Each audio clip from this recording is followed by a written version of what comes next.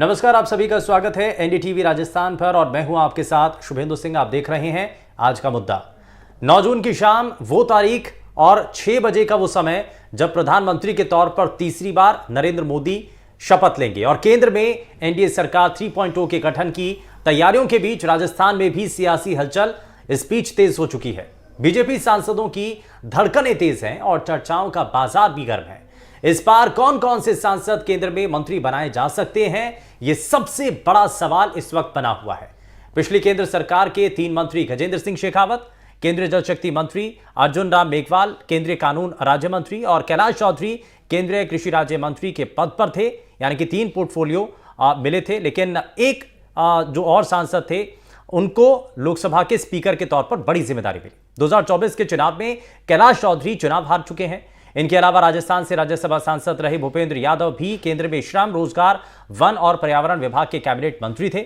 लेकिन इस बार भूपेंद्र यादव अलवर से लोकसभा सांसद चुने गए हैं। ऐसे में 3 सांसदों, जोधपुर सांसद गजेंद्र सिंह शेखावत, बीकानेर सांसद अर्जुन राम मेघवाल और अलवर सांसद भूपेंद्र यादव की दावेदारी सबसे मजबूत मानी जा रही है और इन्हें मोदी 3.0 सरकार में रिपीट किया जा सकता है। इनके अलावा लोकसभा स्पीकर कौन होगा, इस पर भी संशय बना हुआ है। क्या कोटा बूंदी सांसद ओम बिरला एक बार फिर से स्पीकर चुने जाएंगे या उन्हें मंत्री पद दिया जा सकता है, इस पर भी अटकलें लगाई जा रही हैं।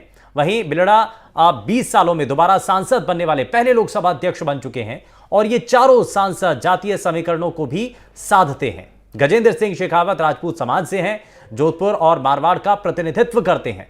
अर्जुन राम मेघवाल दलित कैटेगरी से हैं और नहरी कृषि क्षेत्र से आते हैं। भूपेंद्र यादव ओबीसी से हैं, अलवर मेवात क्षेत्र से चुने गए जो दिल्ली एनसीआर क्षेत्र में आता है। वहीं ओम बिरला वैश्य वर्ग से आते हैं, हाड़ौती में शिक्षा नगरी कोटा और औद्योगिक व्यापारिक कृषि क्षेत्र प्रधान क्षेत्र का वो प्रतिनिधित्व करते हैं। इनके अलावा गजेंद्र सिंह को कैबिनेट में नहीं लिया जाता है तो पहली बार में सर्वाधिक मतों से राजसमंद से सांसद चुनाव जीतने वाली महिमा कुमारी मेवाड़ की चौंकाने वाला नाम स्पीच हो सकता है। और 5वीं बार झालावाड़ सीट से सांसद चुने गए पूर्व मुख्यमंत्री वसुंधरा राजे के बेटे दुष्यंत सिंह को भी केंद्रीय मंत्रिमंडल में जगह देकर के वसुंधरा राजे को भी साधा जा सकता है।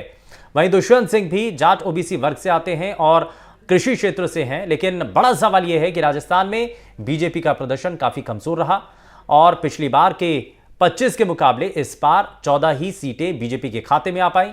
क्या कमजोर प्रदर्शन नेताओं की राह में सबसे बड़ा बाधा बनेगा? गठबंधन की एनडीए सरकार में सहयोगी दलों की डिमांड भी पूरी करनी होगी। ऐसे में पिछली बार के मुकाबले अब की बार मंत्रियों की संख्या घट भी सकती है।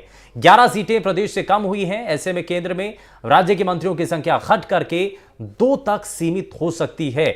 तो इन तमाम चीजों को लेकर के बहुत सारे सवाल भी हैं और आज का इस मुद्दा के अंदर हम इन सवालों का जवाब तलाशने की कोशिश करेंगे। कुछ खास मेहमान हमारे साथ कार्यक्रम में जुड़ रहे हैं, आपको उनसे मिलवाएं। लेकिन उससे पहले आपको ये तस्वीर आपको दिखाई हमने और एक बड़ी पिक्चर आपको दिखाने की कोशिश की है। मेहमानों के पास आपको लेकर जाएं, लेकिन उससे पहले हमारे साथ स्टूडियो से नीरज शर्मा जी हमारे साथ हमारे सहयोगी जुड़ चुके हैं। नीरज जी, हम देख रहे हैं कि अब सभी की नजरें हैं सरकार गठन और उसके बाद कैबिनेट को लेकर के। सबसे बड़ी चर्चा यही है कि अब राजस्थान में जो पहले 3 सांसद थे जिनको मंत्री बनाया गया था, क्या इस बार भी वैसा ही कुछ नंबर आएगा?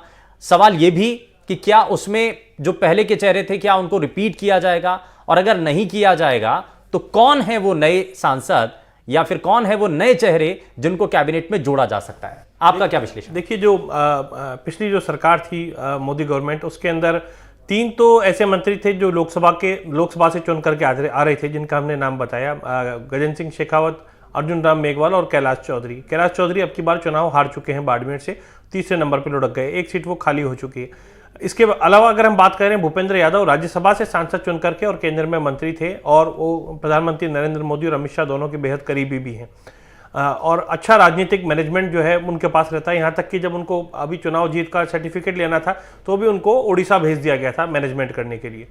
तो भूपेंद्र यादव और इसके साथ ही जो अर्जुन राम मेघवाल हैं, 2 ऐसे नाम हैं जो माने जा रहे हैं दावेदारी में सबसे आगे हैं। साथ ही ओम बिरला लोकसभा स्पीकर रहे, अच्छे से उन्होंने लोकसभा को चलाया। अब की बार बताया जा रहा है कि चंद्रबाबू नायडू की पार्टी ने भी डिमांड करी है कि लोकसभा स्पीकर का जो पद है वो उनके यहाँ पर दिया जाए। अब गठबंधन का धर्म भी निभाने की बारी जो है वो आ चुकी है। हालांकि कितनी उसमें लाइजनिंग हो पाती है, कितनी बात प्रधानमंत्री नरेंद्र मोदी के सामने हो पाती है, लेकिन अगर ओम बिरला अब की बार लोकसभा स्पीकर नहीं रहेंगे तो उनको मंत्री पद पर भी एडजस्ट किया जा सकता है। हालांकि चांसेस ये ज़्यादा हैं, कोशिश ये रहेगी ओम बिरला इस पद पर रहें, क्योंकि वो अच्छे से समझते हैं प्रधानमंत्री नरेंद्र मोदी के कामकाज को और तरीके को, और साथ ही संसद किस तरीके से सुव्यवस्थित तरीके से चलानी है वो भी उनको अच्छी तरीके से आता है। तो इसके अलावा अगर बात करें तो राजस्थान के अंदर कई ऐसे चेहरे हैं, जैसे महिमा कुमारी मेवाड़ है जो राजपूत समाज से भी है। अगर गजेंद्र सिंह शेखावत को ड्रॉप किया जाता है तो महिमा कुमारी मेवाड़ भी राजपूत समाज से एक बड़ा ऑप्शन हो सकती है। उदयपुर के पूर्व राज घराने के सदस्य हैं और पहली बार चुनाव लड़ा, सर्वाधिक वोटों से अब की बार जो है राजस्थान के अंदर जीत के आई हैं। चौंकाने वाले काम प्रधानमंत्री नरेंद्र मोदी करते रहे हैं। यदि ऐसा कुछ होता है तो महिला के तौर पर भी माना जा सकता है कि प्रतिनिधित्व दिया जा सकता है। इसके अलावा दुष्यंत सिंह जो है वसुंधरा राजे के पुत्र, 5वीं बार के वो सांसद हैं और कल ही सीएम भजनलाल शर्मा से उन्होंने मुलाकात भी की थी। और ये भी माना जा रहा है यदि वसुंधरा राजे को साथ करके बीजेपी चलना चाहेगी तो दुष्यंत सिंह का भी नंबर आ सकता है, यानी उनको भी जगह दी जा सकती है। तो ये प्रमुख चेहरे हैं। इसके अलावा पीपी चौधरी, भागीरथ चौधरी और भी कई ऐसे नेता हैं जो राजस्थान में जिनका नाम लिया जाता रहा है। लेकिन अब की बार सबसे बड़ी बात यह, राजस्थान में 11 सीटों का सीधे सीधे लॉस बीजेपी को हो गया है। हमारा जो आकलन कहता है वो ये कहता है कि अब की बार पहले से मंत्रियों की संख्या घटेगी, क्योंकि गठबंधन धर्म जो है वो निभाना पड़ेगा। तो पहले जब 4 मंत्री थे तो अब की बार ये भी माना जा रहा है कि 2 ही तक जो मंत्रियों की संख्या है वो सीमित राजस्थान में की जा सकती है। तो निश्चित रूप से बहुत रोचक ये अब स्थितियां बन गई हैं कि कौन कौन राजस्थान से केंद्र की मोदी सरकार में अब मंत्री रहने वाले। राजस्थान में केंद्रीय कैबिनेट के अंदर राजस्थान के नेताओं की बड़ी भूमिका थी, लेकिन इस बार कितनी भूमिका रह पाती है इसको लेकर के बड़ा सवाल है। हमारे साथ 2 खास मेहमान और कार्यक्रम में जुड़ चुके हैं, जरा उनसे भी मिलवा देते हैं। हमारे साथ राजनीतिक विश्लेषक प्रकाश भंडारी जी कार्यक्रम में जुड़ चुके हैं और साथ ही साथ अरविंद चोटिया जी हमारे साथ वरिष्ठ पत्रकार कार्यक्रम में जुड़ चुके हैं। दोनों का ही बहुत स्वागत है। लेकिन मैं अरविंद जी सबसे पहले एक रिएक्शन आपसे, हम नामों को लेकर के मंथन कर रहे हैं, लेकिन उससे पहले आप राजस्थान से कितनी सीटें आपको लगती हैं जो केंद्रीय कैबिनेट के अंदर फिक्स हो सकती हैं?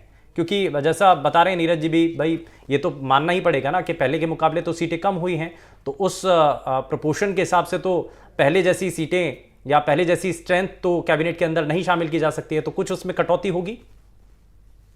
निश्चित रूप से जब पिछली बार 25 की 25 उसके पीछे 25 की 25 थी तो राजस्थान का सरकार के अंदर बहुत अच्छा प्रतिनिधित्व था।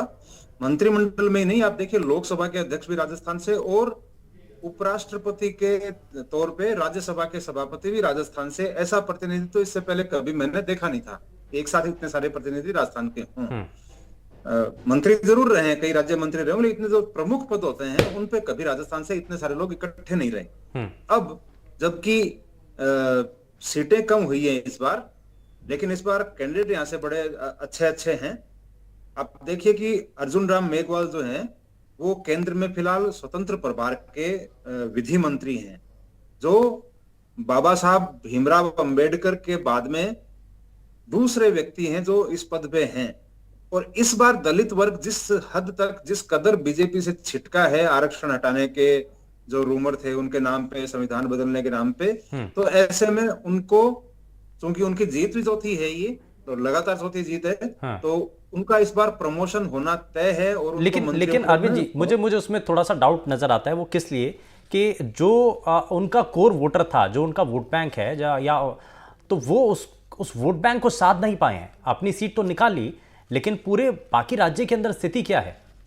हार का एक सबसे बड़ा कारण तो ये भी है ना। देश में निश्चित रूप से राज्य में और देश में बहुत वोट खोए हैं, लेकिन जहां से नुकसान होता है ना, आप देखिए राजनीति में क्या होता है, जिन्होंने आपको खूब सारा दिया है उनका ध्यान कम रखा जाता है, और जिन्होंने नहीं दिया है, जो छिटका है उसको वापस पाना है, उनको संदेश देने के लिए उनका ध्यान रखा जाता है। और इसलिए अर्जुन राम मेघवाल का दावा, और चूंकि उनकी परफॉर्मेंस भी अच्छी है, प्लस उनकी जो केंद्रीय नेतृत्व है उससे उनकी करीबी ट्यूनिंग भी अच्छी है, तो इस कारण से उनका दावा ज्यादा मजबूत बनता है। ठीक है। उसके बाद में आपके जो भूपेंद्र यादव हैं, तो उनको बहुत हद तक संभावना है कि उनको जगह मिले, क्योंकि संगठन के जो कोर आदमी है वो एकमात्र भूपेंद्र यादव ही है राजस्थान से, जो पूरी तरह संगठन से निकले हुए आदमी हैं। और दूसरा, उड़ीसा में जो उनकी भूमिका रही है, उसके बाद में वहां पर जो सरकार आई है पहली बार, जिस तरह से वहां पे लोकसभा की सीटें आई हैं, और जिस तरह से उन्होंने लोकसभा का चुनाव भी जीता है राज्यसभा का सदस्य रहते हुए, तो उनका दावा मजबूत बनता है। फिर जो अभी नीरज बता रहे थे, दुष्यंत सिंह, तो आप देखिए कि वहां से भी, उस एंड से भी माना जा रहा है कि बीजेपी को नुकसान हुआ है बहुत सारा। लेकिन क्योंकि वो 5वीं बार के सांसद हैं, और दूसरी बात, जाटों की नाराजगी इस बार इस कदर रही है कि पूरे जाट बेल्ट में बीजेपी साफ हो गई। ठीक है।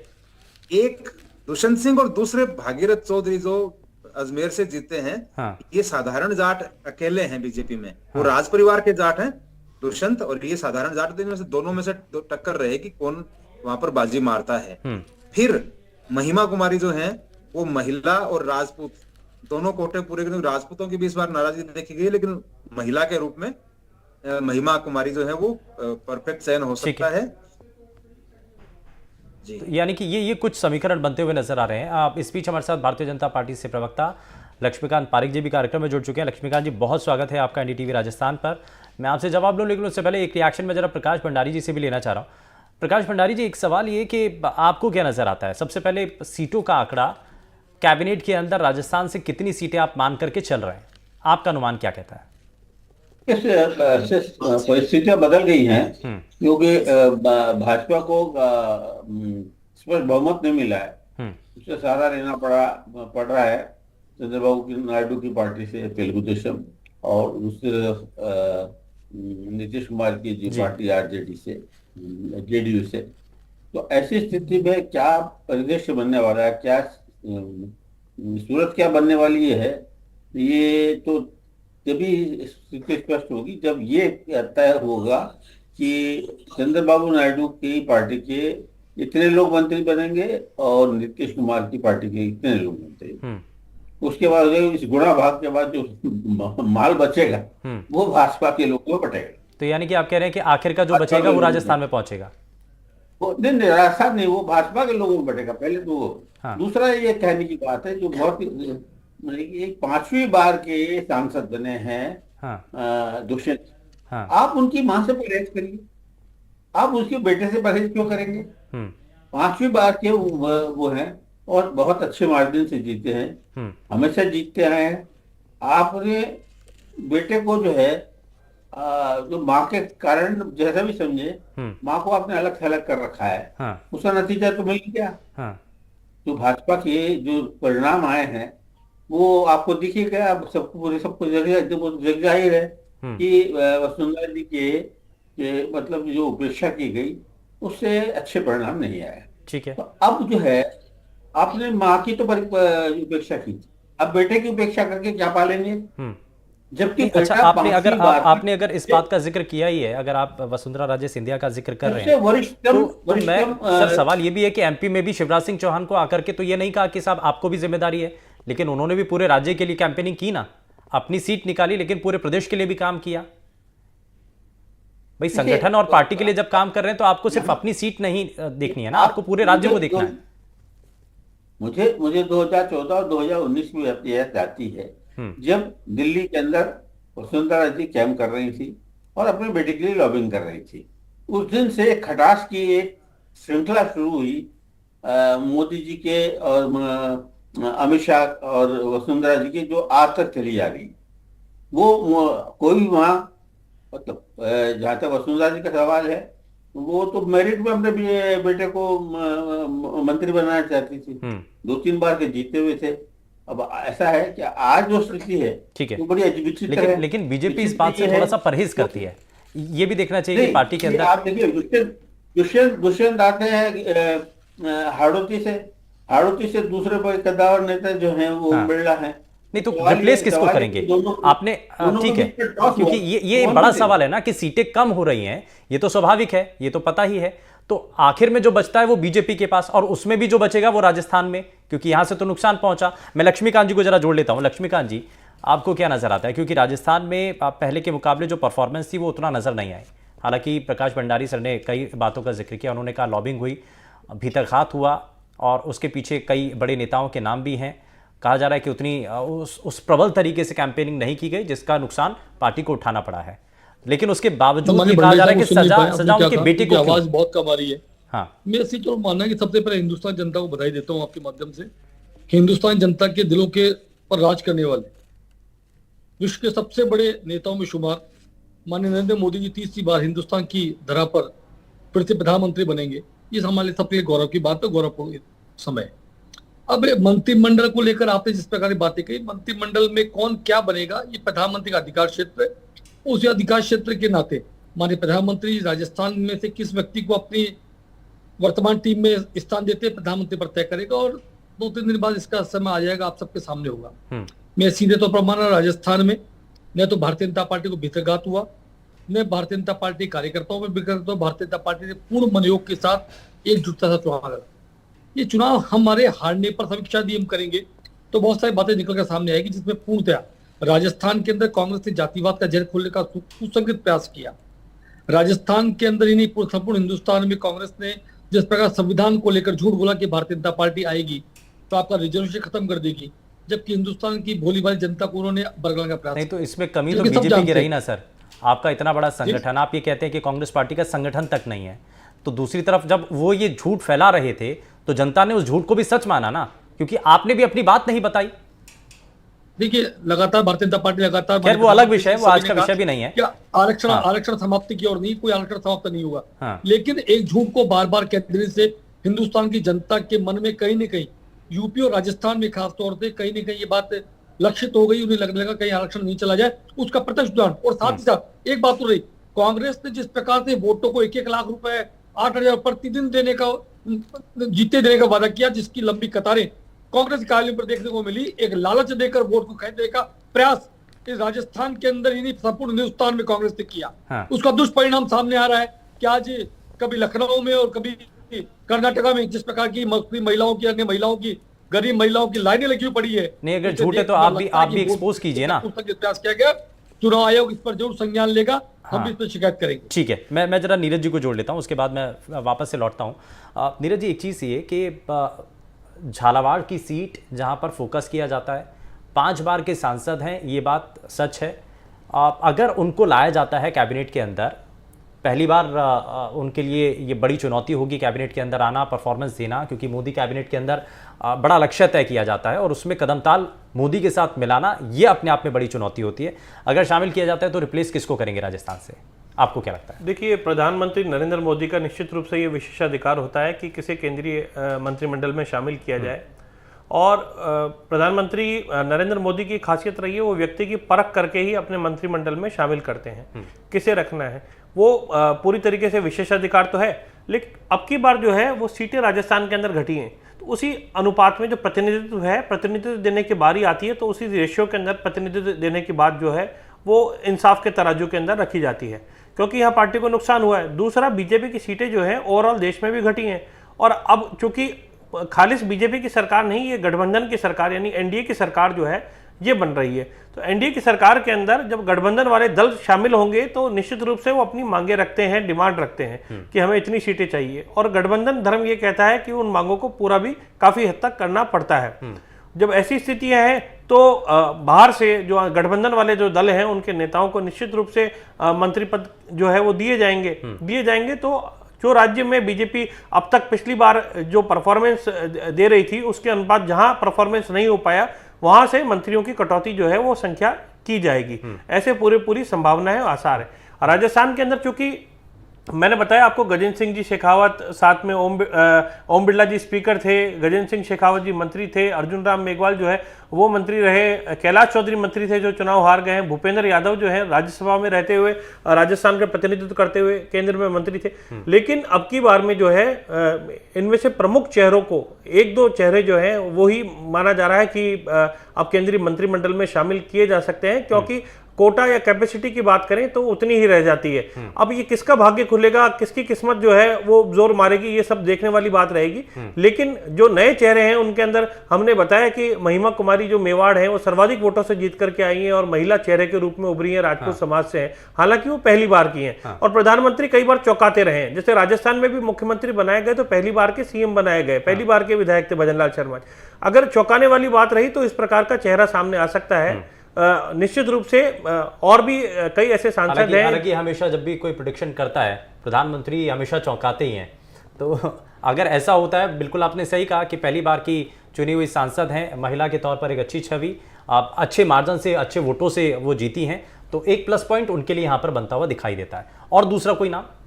देखिए, इसके अलावा पूर्व में भी मोदी सरकार में पिछली सरकार के वक्त अनुभव ले चुके हैं, पीपी चौधरी भी हैं, इसके अलावा भागीरथ चौधरी हैं, वो भी जीत करके आए हैं, तो उनका भी एक अच्छा माना जा रहा है, उनका जो नाम है वो चर्चाओं के अंदर चल रहा है। इसके अलावा भी कुछ ऐसे नेता हैं जो कि दावेदारी जता रहे हैं। बीजेपी प्रदेश अध्यक्ष सीपी जोशी जो है, चंद्र प्रकाश जोशी, वो खुद चुनाव जीत करके आए हैं और संगठन में उन्होंने अच्छी भूमिका निभाई है। हालांकि राजस्थान में जो सफलता मिलनी चाहिए थी वो नहीं मिल पाई।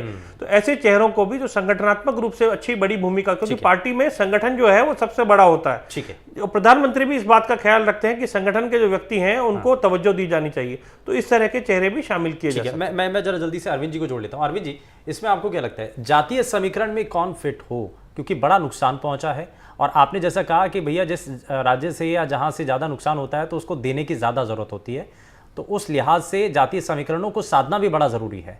जहां पर जिस तरीके से जिस फैक्टर में नुकसान पहुंचा है तो उसकी भरपाई करने के लिए क्या और किया जा सकता है, उस खांचे में कौन फिट बैठता है? बीजेपी को इस बार हर स्तर पर नुकसान हुआ है, चाहे आप दलितों के लेवल पे देख लीजिए, आप राजपूतों के लेवल पे देख लीजिए, जाटों के लेवल पर देख लीजिए, कहीं से भी फायदे वाली स्थिति तो रही नहीं। अगर फायदा होता तो फिर सीटें इतनी कम नहीं आती। तो इसलिए साधना सबको है। और पिछली बार जो क्या हुआ था, पिछली बार एक बहुत अच्छी स्थिति थी कि जितनी चाहिए सीटें उससे ज्यादा सीटें बीजेपी के पास में थी। तो जिसको इनाम देना है उसको इनाम दे रहे हैं, जिसको साध देना है उसको साध रहे हैं। आप देखिए कैलाश चौधरी पहली बार जीत कर आए थे, विधानसभा में हारे हुए थे, लेकिन वो बहुत बड़े नेता जसवंत सिंह जी के बेटे को हराकर आए थे तो उनको मंत्री बना दिया। गजेंद्र सिंह शेखावत मुख्यमंत्री के बेटे को हराकर आए तो उनको दूसरी बार जीतने पर कैबिनेट मंत्री बना दिया गया। ऐसे चीजें हुई थी। मैं ये नहीं कहता उनकी कोई काबिलियत में कमी रही होगी, लेकिन इस तरह के इनाम भी दिए गए थे। लेकिन इस बार ज्यादा से ज्यादा कोशिश यही रहेगी कि जो नाराज हैं उनको स्पष्ट मैसेज दिया जाए इस तरह से मंत्री पद के रूप में। ये है कि उसमें बाउंडेशन बहुत सारी है। कुल मिलाकर 14 सीटों पर बीजेपी के प्रत्याशी जीते हैं। दूसरी तरफ इधर मध्य प्रदेश ने बहुत अच्छा परफॉर्म किया है।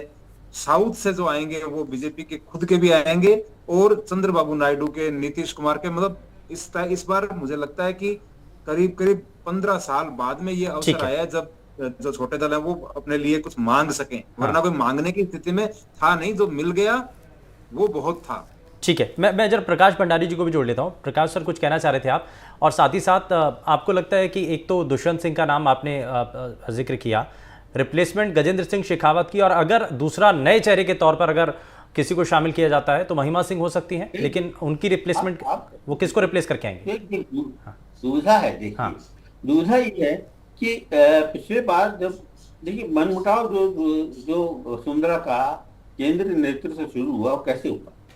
वो पिछले बार जब 2 बार के दूसरी बार जो सांसद बने, ओम बिरला को स्पीकर बना दिया गया, लोकसभा अध्यक्ष, जबकि सबसे उस वक्त भी जो थे दुष्यंत जो है 4 बार के जीते हुए थे, उनको कोई कैबिनेट में कोई स्थान नहीं दिया गया। अब सवाल ये आता है कि आज जो है ओम बिरला जो है वो शायद नहीं बनना चाहेंगे, मंत्री बनना चाहेंगे, क्योंकि अभी उनको बड़ी लंबी पारी खेली है, 1 बार स्पीकर रह गए और वो, लेकिन सवाल ये कि वो भी वहीं से आते हैं, उसी क्षेत्र से आते हैं जिस क्षेत्र से दुष्यंत आते हैं। हाड़ौती का जो क्षेत्र है, हाड़ौती का जो क्षेत्र वो झालावाड़ से आते हैं और ये कोटा से आते हैं। और आप दोनों के कद के अंदर आप देखिए तो दुष्यंत हैं वो हमेशा बड़ी अच्छी मार्जिन से जीतते हैं, जबकि ये अब के बाद जो स्थिति हुई थी, ओम बिरला को बहुत परेशान किया गुंजल ने, जयराज गुंजल ने। अब सवाल ये है कि 2 बड़े लोगों को, 2 कद्दावर लोग हैं, राजस्थान से कद्दावर नेता हैं और दोनों एक ही क्षेत्र से आते हैं, उन दोनों को मंत्रिपरिषद में स्थान दिया जाए, ये सब सोचने की बात है। फिर ठीक है, अच्छा, एक इसी से जुड़ा हुआ सवाल मैं आपसे पूछना चाह रहा हूँ प्रकाश सर, कि अगर दुष्यंत सिंह को कैबिनेट में शामिल कर लिया जाता है तो अदावत जो चल रही है क्या वो खत्म हो जाएगी? देखिए, बगावत ऐसा मुझे ये लगता है कि कुछ तो माँ अपने बेटे के लिए जाएगी, और जब माँ को मिल जाएगा उसको बेटे का तो कुछ तो संतुष्टि होगी। तो हो सकता है वसुंधरा जी की जो अपेक्षा हो रही थी उसमें कुछ कमी आए, नरमी आए, थोड़ा सा वो भी समझेंगे और पार्टी के साथ किसी के हित में काम करेंगी या पार्टी में ज्यादा सक्रिय होंगी, और लोगों को भी समझ में आएगा कि साहब हमने इनकी अपेक्षा की थी, इसका अच्छे फल नहीं मिले, और इनके साथ में जो जास्तियां हुई है उसके अब छोड़ो उस बात, पुरानी बातों को, इनके बेटे को मंत्री बनाकर जो गलतियां हुई है उससे माफ किया जाए। हाँ। अच्छा लक्ष्मीकांत जी, ये ऐसी स्थिति है कि सबसे बड़ी राजनीति से जुड़ी कई बातें हैं। वो ये है कि पहले आपको देखिए, दुष्यंत को अवॉइड करना बड़ा मुश्किल है, ये आप बात मान के चले। नहीं, अगर कैबिनेट में शामिल नहीं किया तो ओम बिरला को अवॉइड कर सकते हैं, लेकिन दुष्यंत को अवॉइड करना बहुत मुश्किल काम है।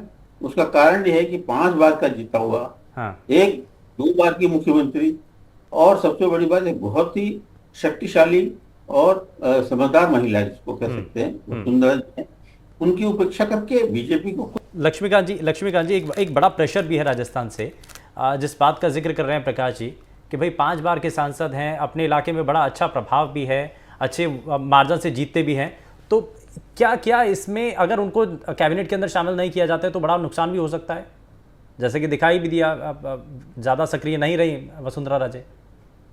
पहली बात तो बता दूं आपको कि मैंने पहले भी कहा और फिर हम शब्द बताता हूँ, माननीय प्रधानमंत्री जी से जाएंगे, उसे अपने मंत्रिमंडल में लेंगे। आप नुकसान की बात करते हैं, राजस्थान को नुकसान वाली बात नहीं है। जितने सांसद जीते उनमें सभी योग्य हैं और किसी को भी वहां पर मंत्री पद दिया जा सकता है। माननीय वसुंधरा जी के बारे में माननीय भंडारी साहब कहते हैं, माँ है, ये राजस्थान की भूमि है, ये पन्ना धाई की भूमि है, माँ बीरा की भूमि है, ये अयोध्या की केकई माँ की भूमि नहीं है।